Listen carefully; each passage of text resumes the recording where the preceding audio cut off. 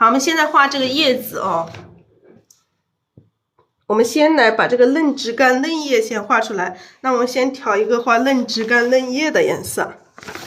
大家还记得我们的嫩枝干、嫩叶是什么颜色吗？好，这个是今天的调色。我们调一个画嫩叶子的颜色：三绿、藤黄、朱标、胭脂。一个画嫩叶子的颜色。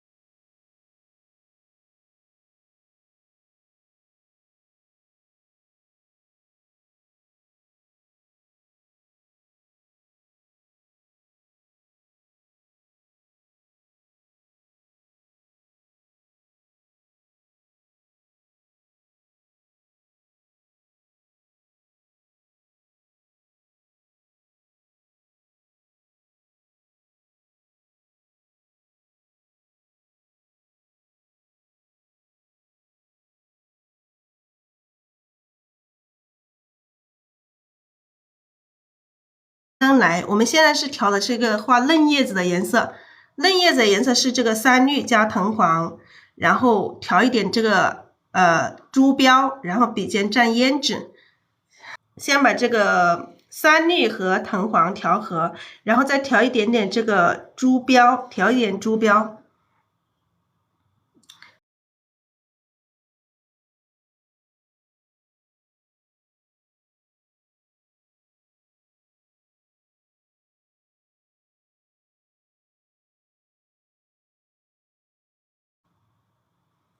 调这个胭脂。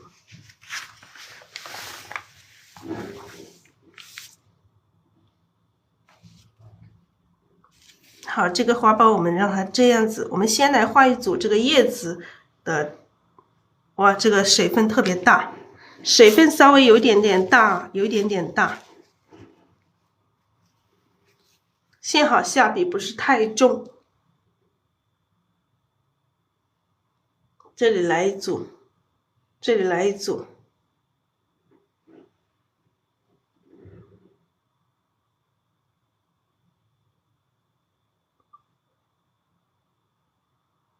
这样子长下来。好，我们先来画一组嫩叶，先画一组嫩叶，因为这个嫩叶我们要画出让它把它的枝干有挡住的这种感觉。画嫩叶跟老叶子一样哈，中间一笔大，两边各一边一笔小，这样子画的一片叶子。那一组上是有3片叶子，我们所谓的3叉9顶，这一个枝干上3个叉，每个叉上是3片叶子，这个就是所谓的3叉9顶。好，好，这个画一个侧面的。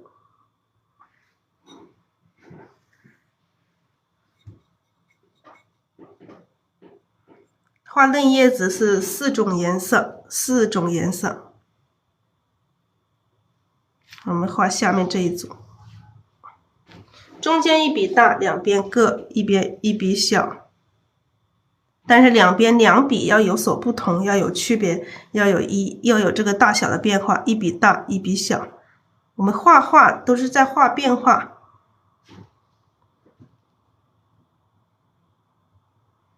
好，这个3组啊，3组，每一组是3片叶子，这个是一个嫩叶，这个是嫩叶。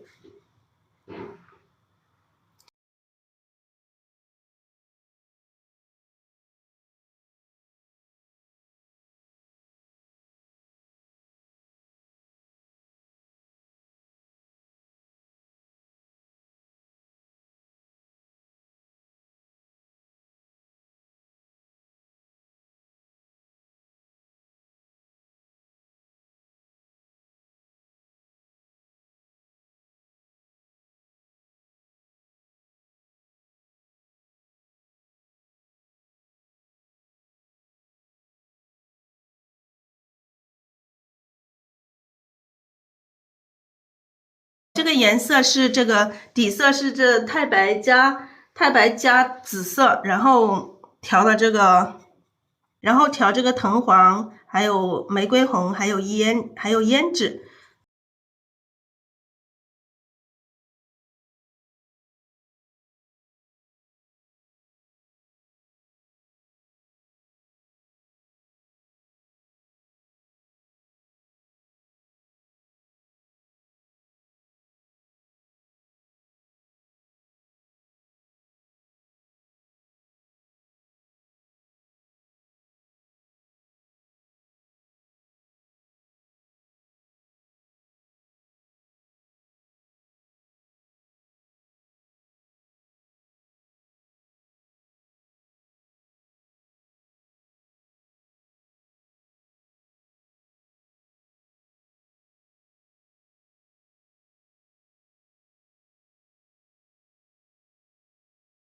好，这个花苞露出来一点点。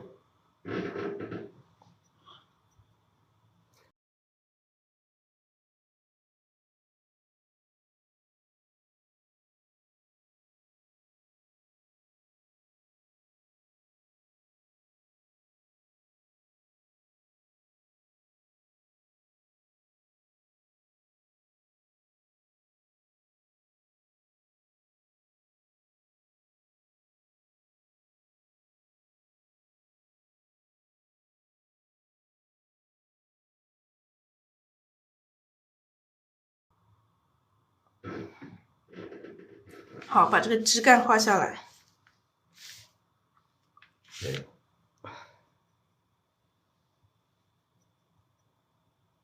好，调色，画枝干也是一样，嫩枝干也是一样，3绿加藤黄，然后调这个珠标，然后蘸这个胭脂，来画这个嫩枝干。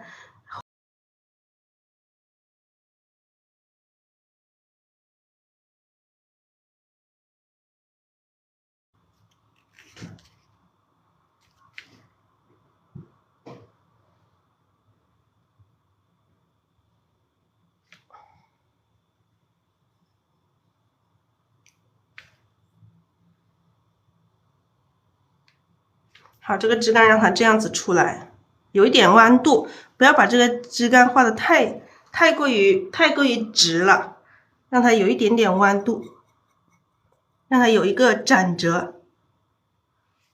好，我画一下这个花托飘带，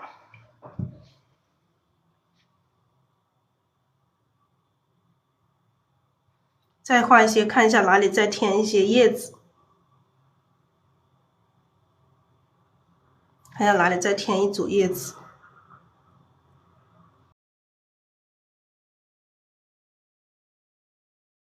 好，这里来一组，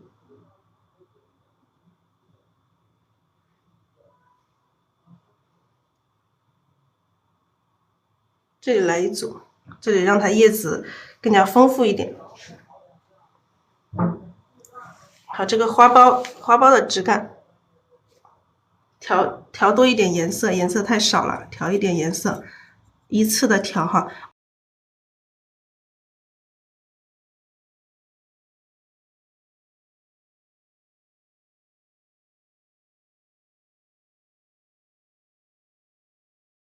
这个花苞让它长到这里来，这个花苞也是要长一些叶子，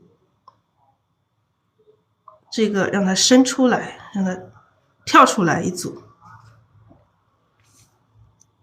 叶子都不要画的太一堆了，偶尔要跳出来。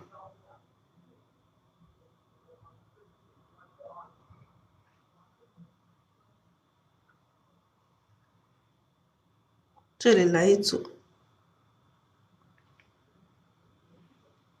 这里来一组，这里可以还有一组。到后面的这个层次，我们画一些淡叶。你看前面有一组这个叶子，后面的就是比较淡一点的层次。我们慢慢去把层次丰富，一层一层的。我们不要画的太平面了。这个叶子咱们看着不要都排队，就是整个就显得特别平面。好，这一组叶子。中间一笔大，两边各一边一笔小，其实画叶子要画的更快一点，它画的更好看啊。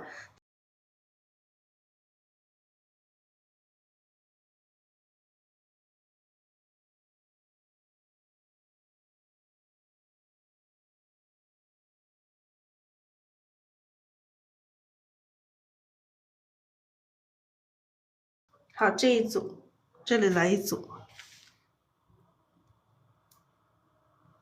让它破边这一组。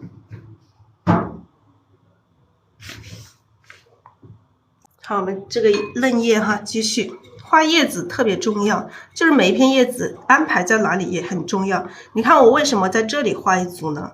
或这里画一组，让它跳出来呀，因为这一堆它是一个组合，那我们要跳出来，让它这里来再来一个组合，让它有一个多的少的和少的这种对比关系。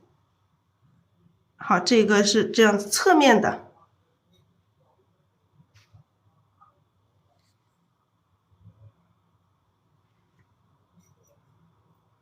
让它有这个对比。好，这一片叶子就已经破边了，伸出去了，它还有，让我们感觉到这个叶子还有。好，这里是一堆，然后这里是一个密的，这里是一个疏的，让它有一个多少对比关系。好，我们这边还会有一些叶子再加层次了。我们再加层次的话，我们叶子可以层次的话，叶子可以稍微的颜色稍微的有一点点区别，我们可以藤黄多一点。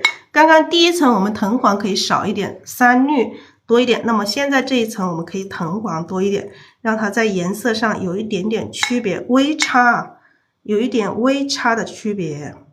这个我们可以把这个珠标也多一点点，珠标多一点点，胭脂少一点点，让它颜色稍微有一点点微差。你看这有两个枝干哈，两个枝干都会有叶子，都会有叶子，我们就让它这里密起来，这里很多叶子，这叶子可以长出来。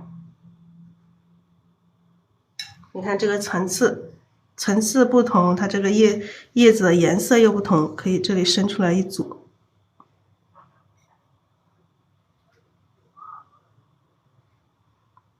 让它这个层次显得特别丰富。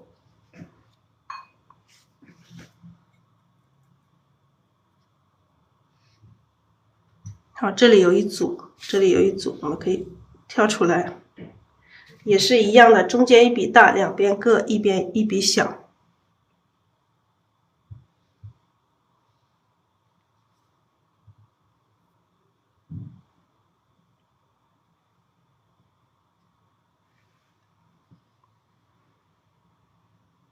这里可以来一点小的组合，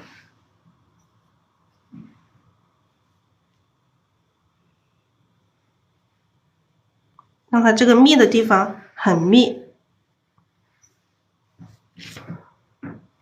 让它这一组让它就很密，然后这一组这样子跳出来，这样子就有变化了。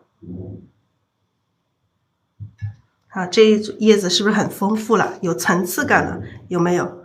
是不是有层次感了？如果你就画这一组的话，就没有这种厚重和这个层次感了。就是所以我们一直在讲的这个层次，要有这个层次。我们要画出要层次不能排队。好，这一组嫩叶我们就画这么多，然后上面的这个枝干我们先把它安排好，上面的这个花从哪里长出来？这两朵花怎么长出来？先把这个还是一样，把这个嫩枝干给安排好。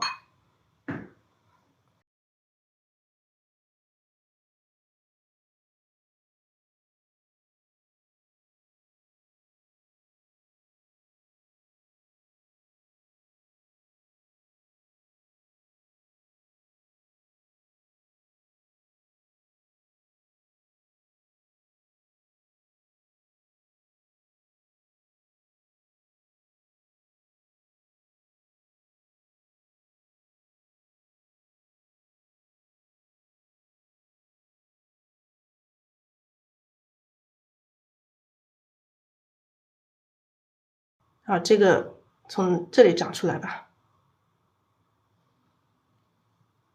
好，从这里长出来这个可以这个嫩枝干我们可以再长一点没关系，因为这个枝干它本身就很长，可以再长一点，长出来。那我们看一下哪里安排叶子，这个叶子可以这里长一组，这里来一组，这可以再来一组，然后这些叶子就沿着这里去长吧。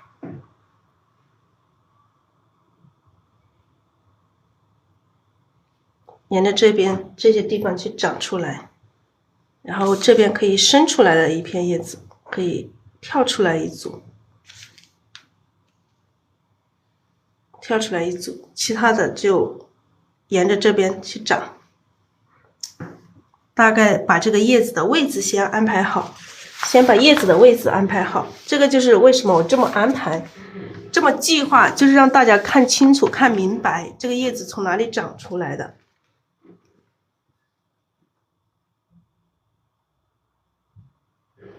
好，这一个看一下从哪里出。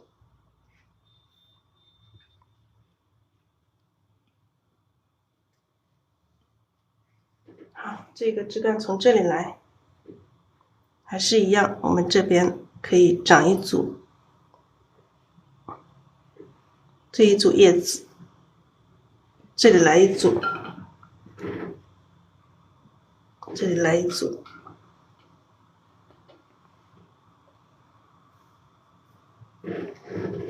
看看这里还要不要来一组呢？这一组的话，我们可以有一组跳出来的，其他的沿着这个花去长，然后这一组也是可以跳出来一组。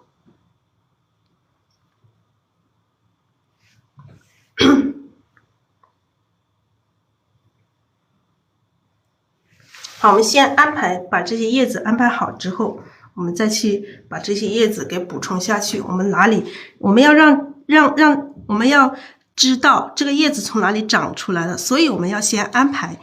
其实如果我真正自己画的话，也有可能我不这么画，我就这么画叶子。但是在直播间是为了让大家更加清楚明白这个叶子从哪里出来。像我们调一个画老叶子的颜色啊，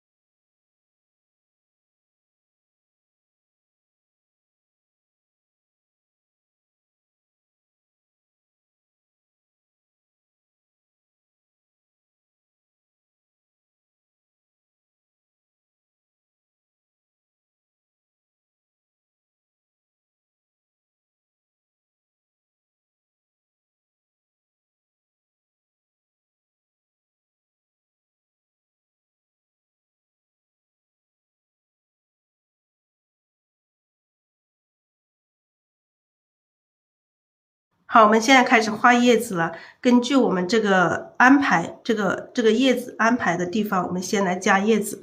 好，我们刚刚调的这个墨绿色，墨绿色是藤黄加花青加墨调成墨绿色。然后我们画的时候，笔尖再蘸这个浓墨啊，画的时候笔尖再蘸这个浓墨来画。好，我们先画一片这个跳出来的这一片组合，轻轻的下笔，重重的按下去，提起来，这样子一片叶子的一笔，然后两边各一边一笔啊，两边各一边一笔，这样子就是一片叶子。我们的一组叶子是3片叶子，那这里还有一片，这里来一片，一边一片啊，一边一片，这个就是2片。那这里还有一片啊，还有一片，我们可以画一个侧面的。画一个侧面的，这个是一组啊，这个就是一组，3片叶子为一组。叶子我也画的特别慢，大家可以就是仔细的看一下。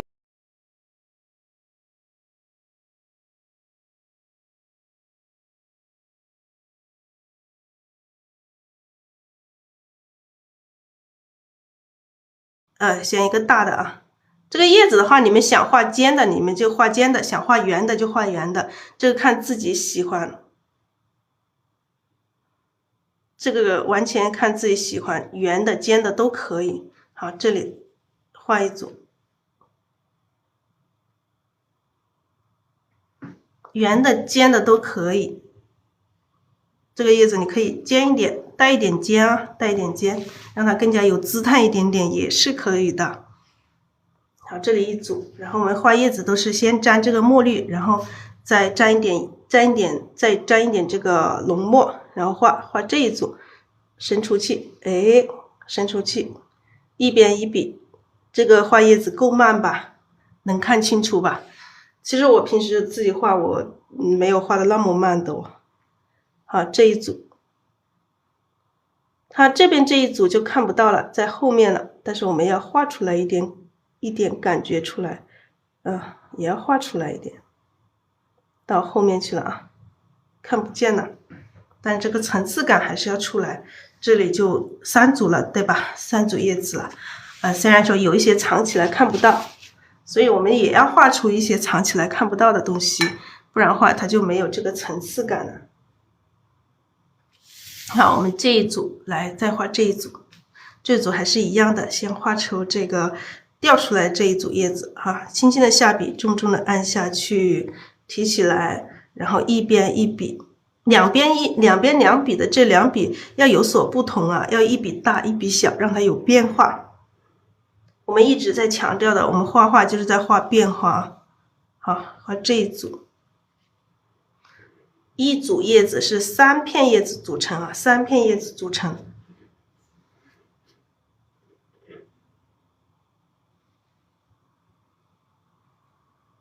3片叶子组成的一组叶子。好，这里一组，那这上面还有哈，这上面还有叶子，那么从这里直接出来，我们即使把它盖住也没关系，我们不怕，因为这个叶子就是要层次，你不能说把它画成这个跟像排队一样的，那排队就不好看了。我们要避免排队哦，画叶子一定要避免排队，千万不要排队。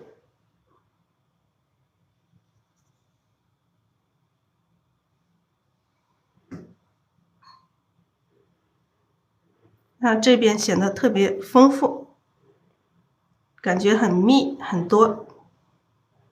好，这里有一组可以长过来，从这边伸到这边来。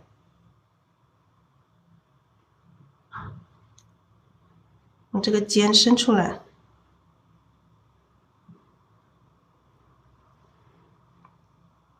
好，这边我们还可以画一些淡叶的层次。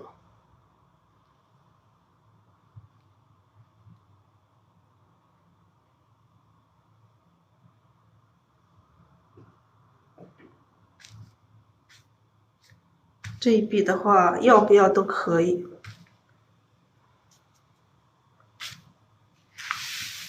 好，我们再画这边，这上面的这一组也是一样的啊。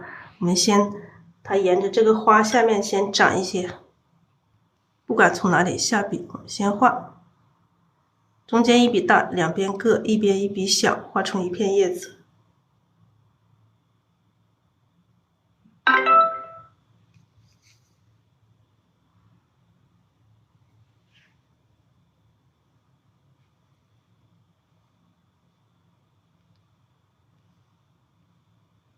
所以缝隙里面我们直接这样子加上去，这样子有层次感。不能每一片叶子都是清清楚楚的，都是一个单过的单体的。有一些叶子它就是看不到前部。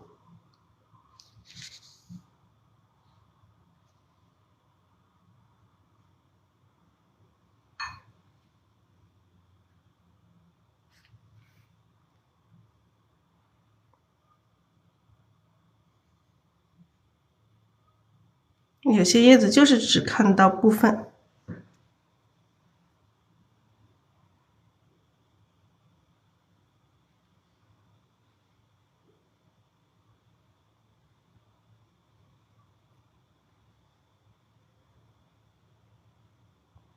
啊，这下面还是有叶子的，有叶子的这个层次。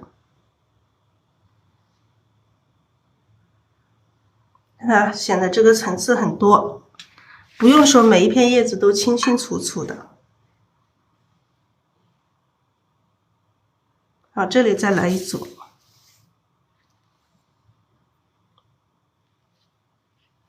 中间一笔大，两边各一边一笔小。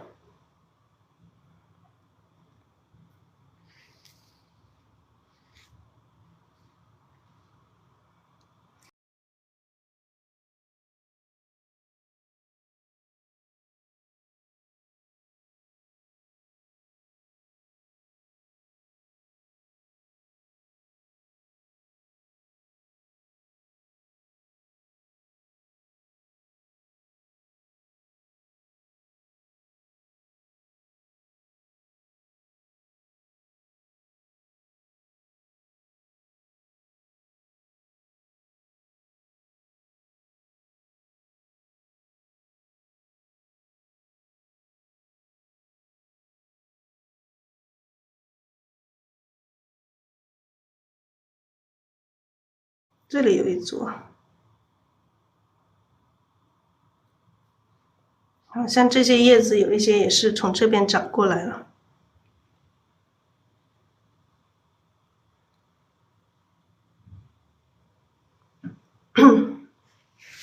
好，这边可以再来一组这个嫩叶，看这个叶子有这个颜色的变化，来一组嫩叶长上去。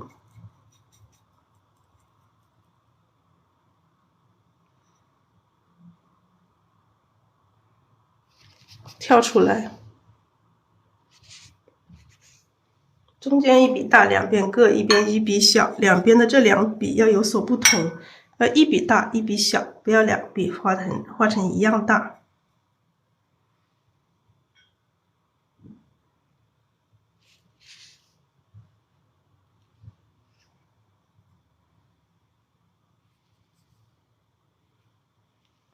这个画叶子一定要有姿态。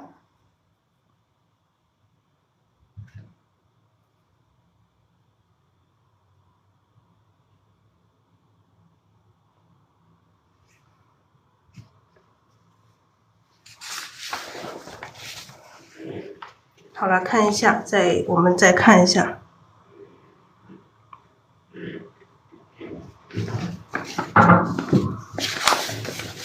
小的组合，你看这朵花，这个花苞下面小的组合里面也要分组，一个大的，一个小的。这个大的里面也要分组，我们跟这一块，跟这个上面这个又是分组，又是一块，上面就是大的了，下面就是小的呀。这个就是一个要注意这个分组，要有这个大小的变化，还有这个对比，这个多和少的这种对比。我们先来勾一下叶茎哦，等下太干了，叶茎要趁湿勾，半干的时候勾，太干了，勾出来它就是太跳了。现在都稍微有一点点干，我们要赶紧的勾了，赶紧的勾叶茎，勾这个嫩叶直接用胭脂来勾哦，用胭脂来勾叶茎。你看勾叶茎的时候，一片叶子上不要勾太多了，勾个3、4笔、2、3笔就可以了。我们勾的时候不要太横向了，就是我们要斜一点，你看往下斜，看到没有？往下斜。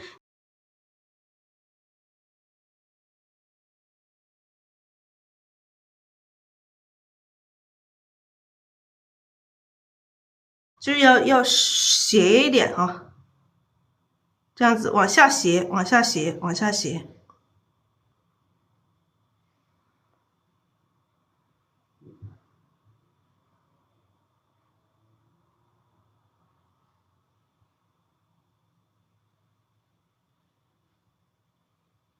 一片叶子勾个2、3笔就可以了，不要太多。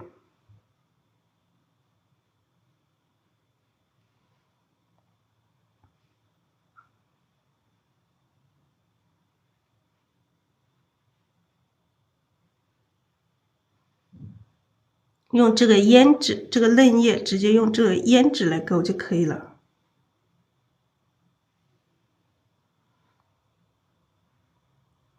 就是淡的，我们要用更淡的颜色勾，不要全部用这个浓的勾啊，要有这个浓淡的这个深浅的这种变化。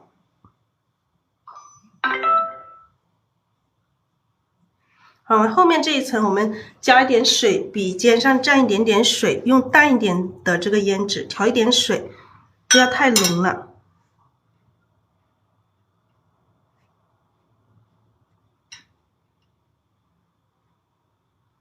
随意的勾一下，随意的勾2下。其实后面的这个层次不勾也行的，但是也可以勾，也可以不勾哦。后面这个淡的层次，就是你想勾就勾呗，不想勾就不勾吧。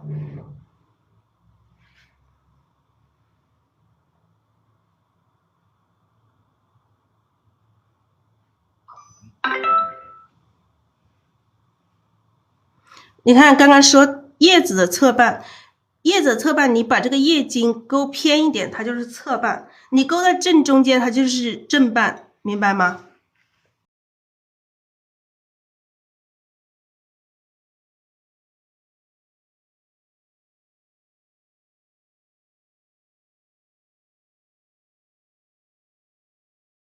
你看勾叶茎的时候，你把这个中间的线勾边一点，它就是侧面的；你勾中间的，它就是正面的，明白吗？就是画写意的时候，你不要在乎说把叶子还要画出正反面的这种感觉，那就没有这个写意的味道了。还有，我们来勾一下这个上面这个老叶子。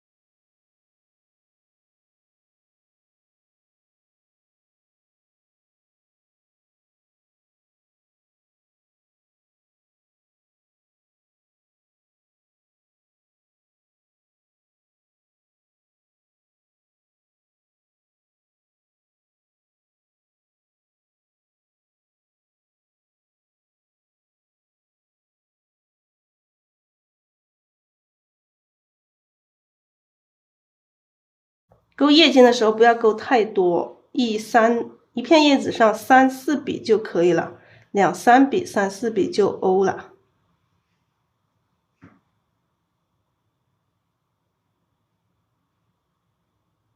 哦，这上面还有个嫩叶没有勾了，掉了，洗一下笔，沾一点胭脂。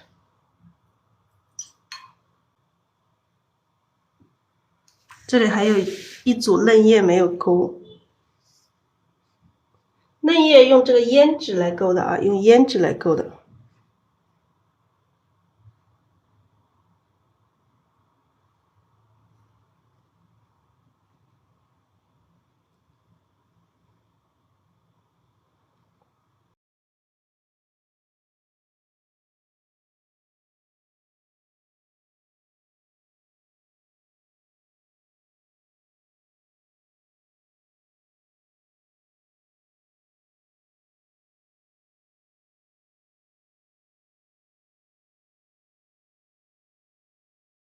来，我们画枝干了，枝干也很重要。枝干把这个上下2组给它连起来，上下2组，我们把笔洗一下，这是大笔洗一下，洗一下直接蘸这个浓墨。颜色对我们这种画法就是调色特别重要，颜色特别重要，颜色一定要调均匀，画出来的东西它才好看。画老叶子的时候，我们把这个笔洗干净之后啊，这样子把它拉扁一点点，洗干净之后里面有一点点水分，这个是4尺调平。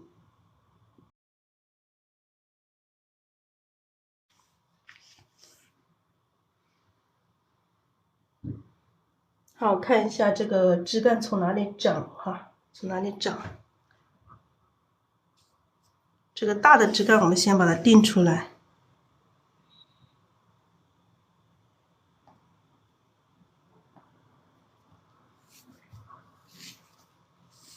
你看这个画的时候，这个笔要有曲有直，有顿有错，有浓有淡。你一笔下去，我这个是一笔下去，一笔下来有这种浓的，有这种淡的，还有这种枯笔，一笔下来就是要这种感觉，一笔下来就有这种浓淡枯的这种变化。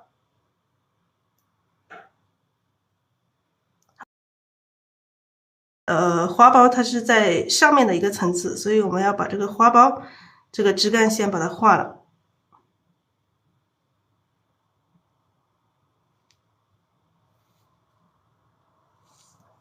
让它从这里出来。老枝干我们可以稍微画粗一点，不要画的太瘦了，太瘦了就像没有营养似的。这里长。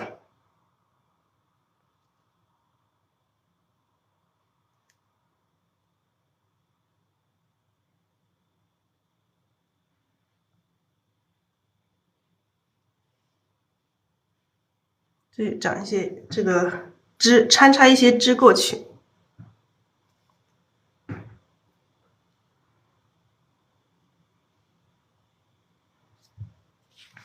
这一个枝从哪里？上面这个直接把它下来，画下来。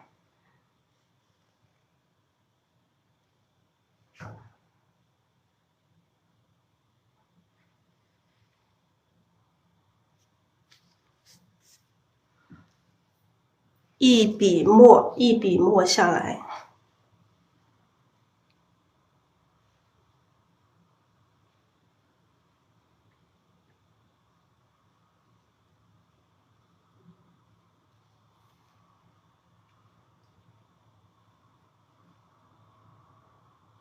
有些地方先可以不要太深，我们到后面还可以再去调整哈。这个枝干到后面还可以再去调整。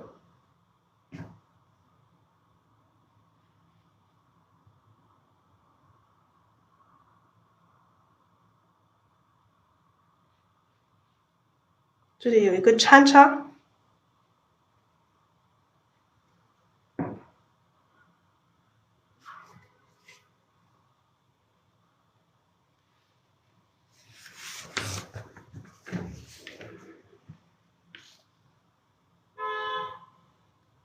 我们这个枝可以伸出来，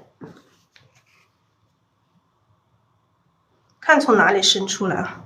待会儿我们先不动，先看一下，到最后再来慢慢调整这个小的枝。我们这个枝有很多这种3线穿插，要有主线，有副线，还要有这个穿插过来的这种线。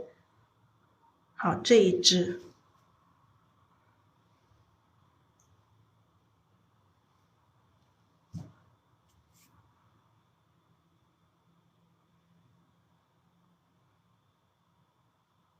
可以从上往下画，也可以从下往上画这个枝干。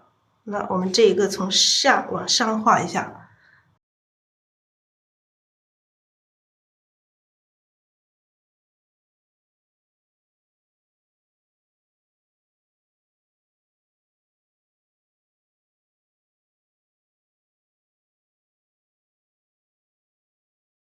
好，这里来一个枝干。有一点这个平行，有点平行没事。我们画画的时候都是一直在出现问题，出现问题我们再去解决问题就可以了。好了，这一支从哪里？从这里来。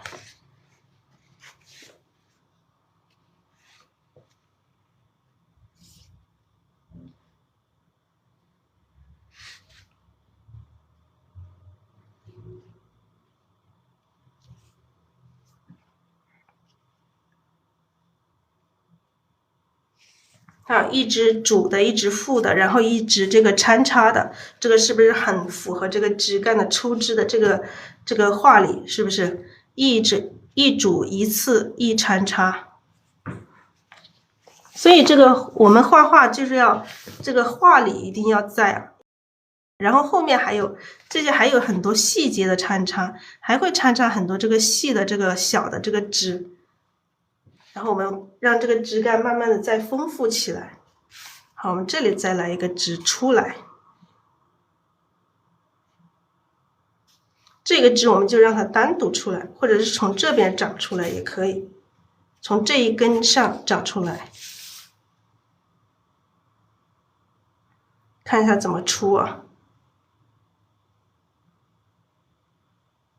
看一下从哪里出比较好，这个也是需要考量的。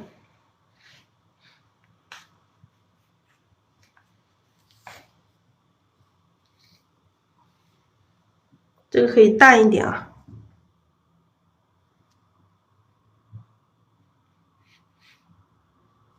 这里又可以穿插过来，又可以穿插过来，让很多穿插。这边又可以小的，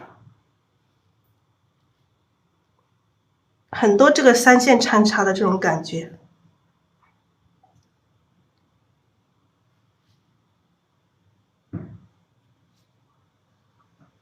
这些淡的层次，我们到最后可以再去调整。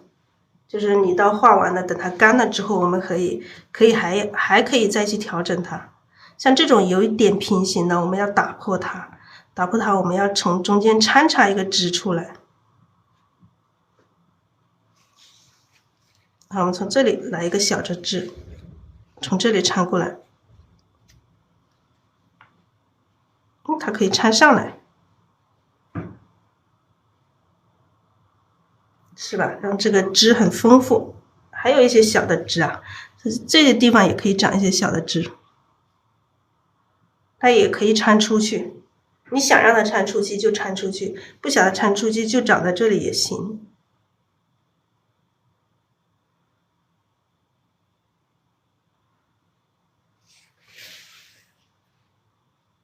看一下啊，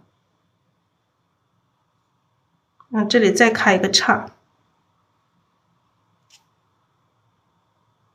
长一点，然后这边有点空，我们可以再来一个，长一个穿插一个枝上来，再来一个，从哪里？这里又来一个穿插，让这个枝干非常丰富。从这里长吧，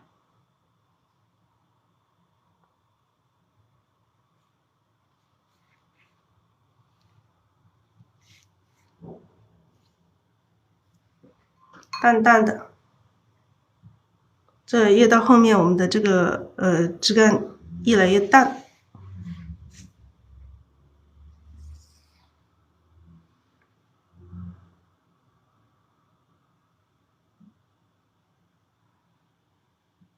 不要太淡了，太淡了看不见。当然，现在我们可以不管它，让它淡，最后我们再去调整它，有这个浓淡的这个层次变化。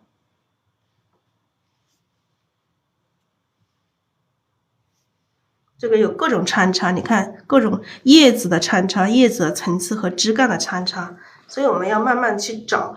当如果说画的有一些不好、有一些问题的时候，我们要去慢慢去调整。像这一条枝，我们可以再让它上来，长上来，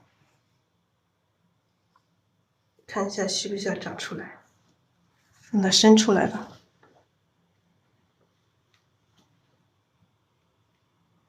可以伸出来。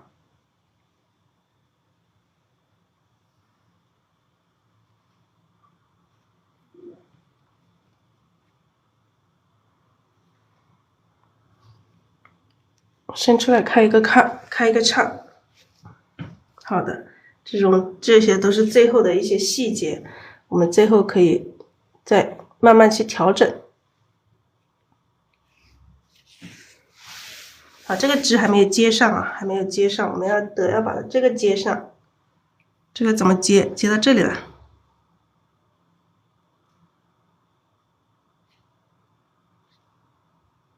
从这里插一个小枝。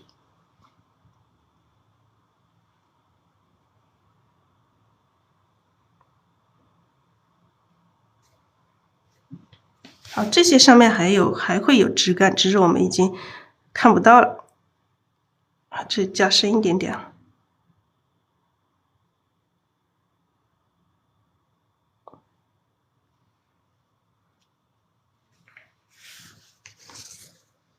这个枝干。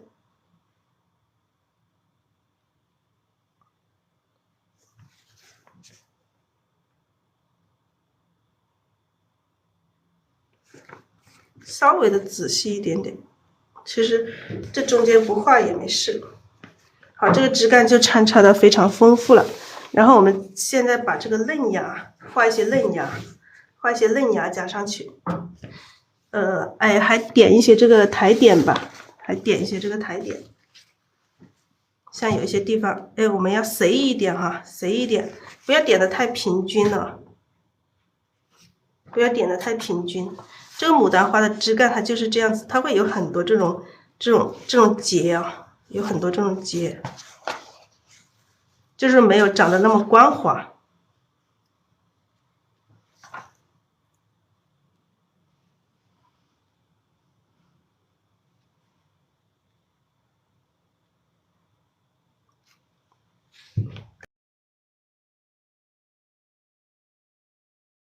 枝干到最后，我们可以再去等它干了之后，我们可以再去这样子去把它调整一下。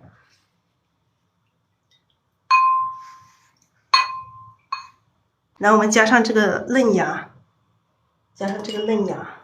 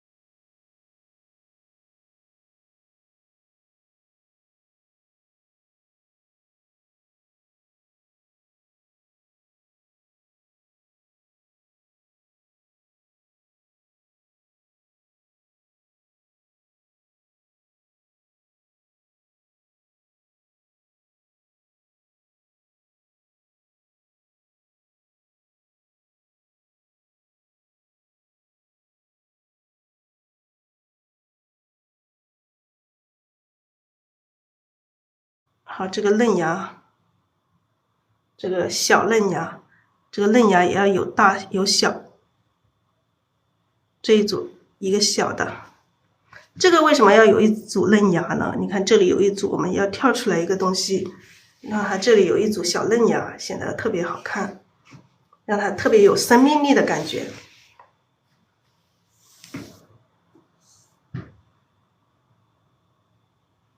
好，我们这边再来一组。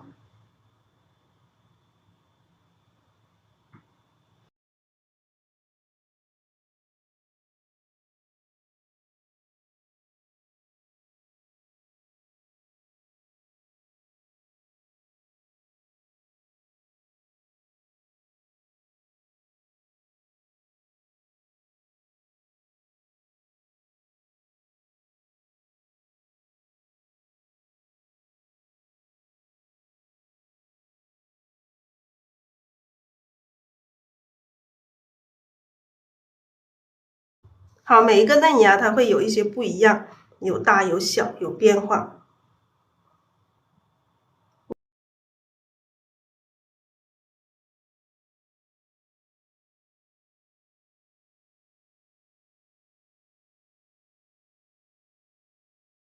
这些地方也可以加上一些嫩芽，这个节上，这个台点上也可以加一些。看这些嫩芽，嫩芽多就显得特别有生命力。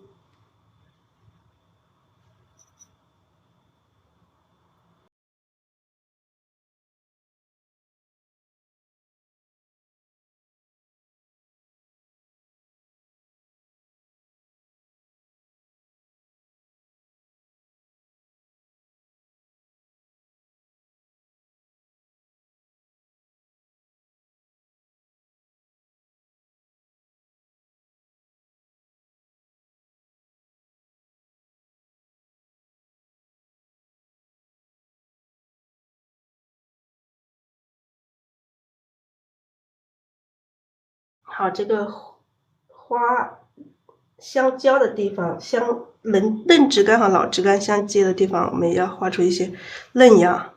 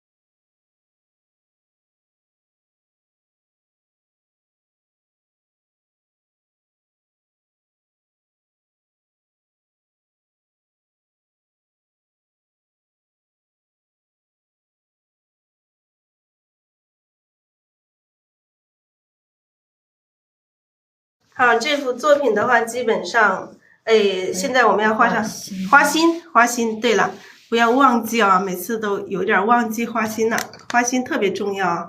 画上花心之后，这个花才更有精神，才更有精神。好，我们点上花心，像这种包起来的花心，我们是包起来，所以我们点几组这个花心就可以了，不用画那种整组的花心，点几组啊。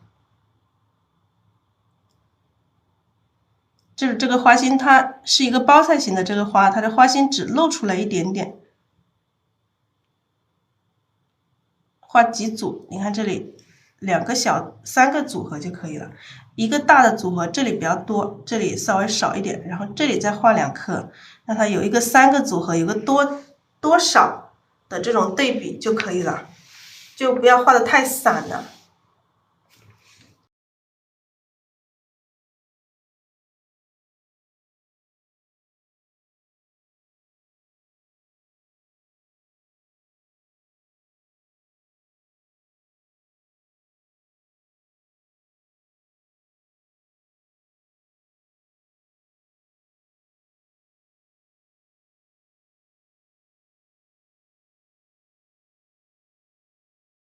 好，这里也是一样，加上这个花心，花心要分组，有大小的组合。